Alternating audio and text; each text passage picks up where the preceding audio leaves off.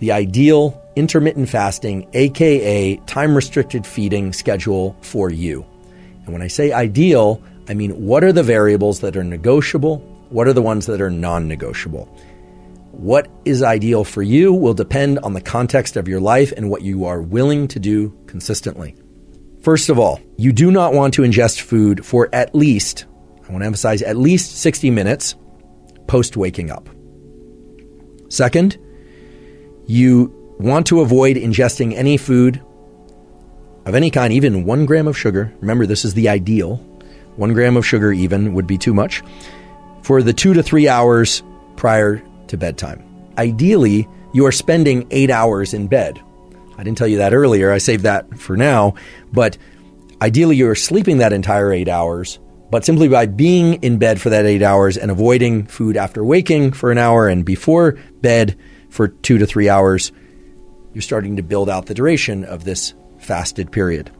Remember that the sleep-related fasting is particularly important for the health benefits of time-restricted feeding because of all the cellular repair processes that occur in the liver, in the gut, in the microbiome, in the brain, all over the body, and because of the way that that coordinates the expression of the clock genes that are then going to wick out and have many other positive effects on health, including weight and fat loss, but in addition to that, liver health, etc.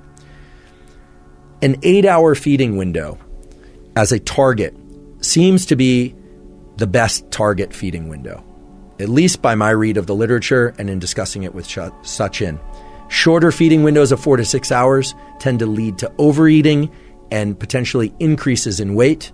1 meal per day type eating do not seem to do that, but those are special cases in that most people can't adhere to a 1 meal per day type schedule, at least not on a regular basis, and it's not very compatible with most social schedules. Although some people may be able to adhere to that in a straightforward way, but there aren't any robust studies exploring the advantages of 1 meal per day.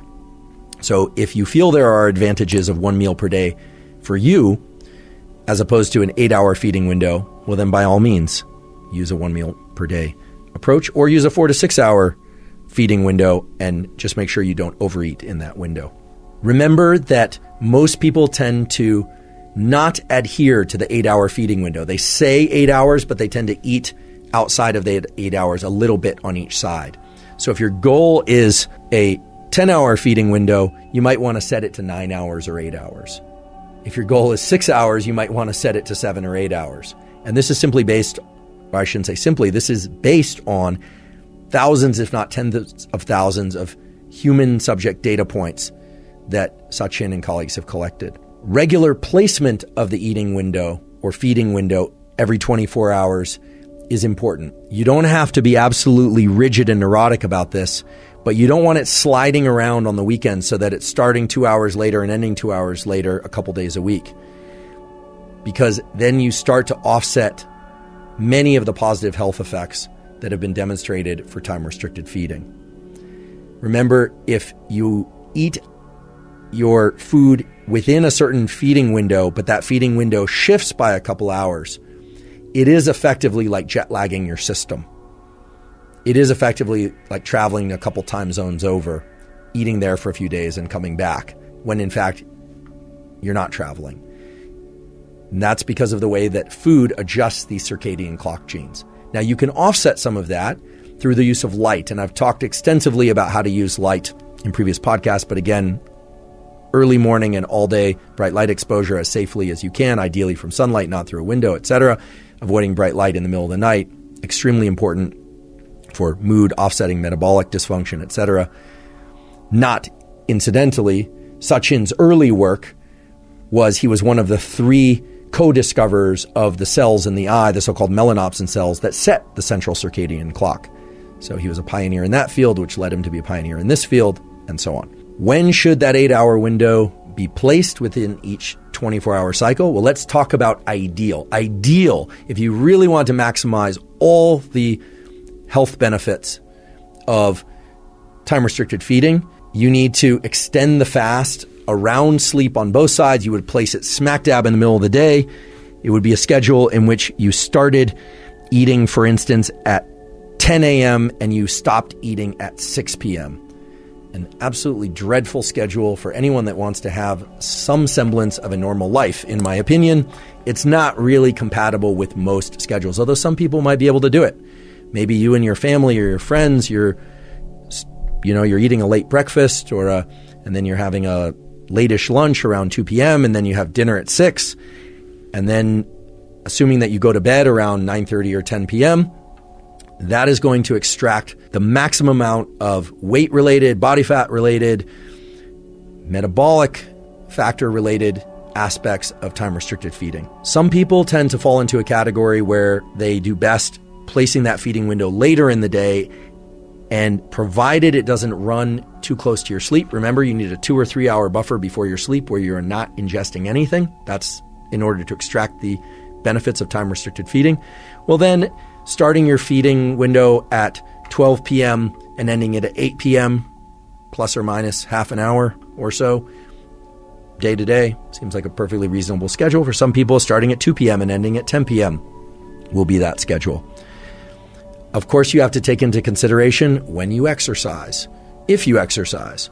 For instance, I like to exercise early in the day if I run or if I do some moderate or light intensity exercise, regardless of what type of exercise it is. I have no trouble waiting until my feeding window kicks in around noon or even 2 p.m.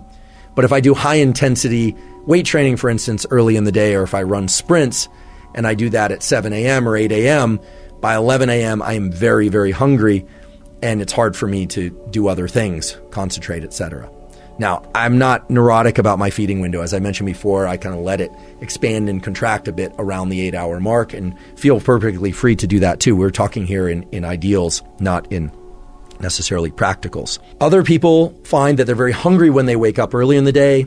If you're one of these people, or you're somebody who really is trying to emphasize hypertrophy or maintenance of muscle, then it does seem that ingesting protein early in the day is beneficial, that it can be more readily converted into muscle tissue. And this has been demonstrated in at least one study. There's another study underway that's exploring this further. For people that are really, really interested in hypertrophy and building muscle, well then time-restricted feeding is usually not the way they go. I mean, let's be honest. There are many people out there who are eating 4 or more meals per day, and they're doing that from 7 a.m. until 8 p.m. I realize that not everybody is overweight. There is an obesity crisis indeed. The percentage of obesity and non-alcoholic fatty liver disease is just cosmic through the roof, at least in this country and in other countries as well. This country meaning the U.S., but other countries as well. But there are, of course, people that are trying to gain weight or who don't want to lose weight or who are trying to maximize physical performance or hypertrophy or things of that sort. And so, of course, time-restricted feeding for them might be as long as I'm awake, I'm eating. And I tip my hat to those people and just say, provided you understand what you're doing and the burden that places on some of the other processes in your body, if that's right for you, then by all means pursue that. Another thing that we can add to this summary or key points related to time-restricted feeding is the use of glucose disposal agents and or behaviors. If you find that you've eaten too close to a period of time in which you would prefer to be fasting, that's when a 30-minute brisk walk or even modest walk after eating can be beneficial. Ingesting some lemon juice or lime juice can help lower blood glucose somewhat. And then there are the things like metformin and berberine.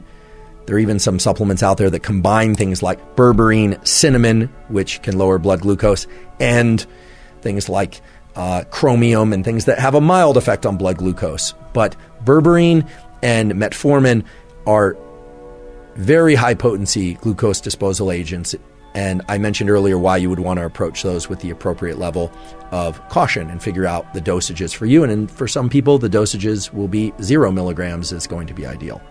And then, of course, we discussed how making sure that you're ingesting enough fluids, in particular water and salt, especially if you're using caffeine in order to increase your levels of alertness, regardless of where that caffeine source comes from, coffee, tea, or otherwise.